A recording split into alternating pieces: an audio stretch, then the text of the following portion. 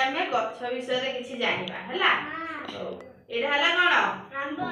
आंबो गछ बोलो एटा गछर कोन एटा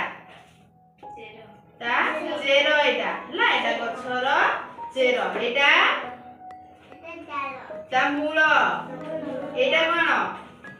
ता गंडी एटा हला गछर गंडी एटा कोन गछर पत्र एटा हला ता डेम्फ हला जानि पाइलो बोलो गछ हमहु कोन सब सहाय्य करि दे कहिलो गछटु हमें कोन समस्त पाऊ फल आउ फूल आ कोन पांदी खाद्य पांदी आ कोन गछ हमकु अम्लजान दिए आ कोन गछरे मध्य अनेक प्राणी सब कोन बसा बांधी रुहंती बा निज घर करी रुहंती जानजो ना।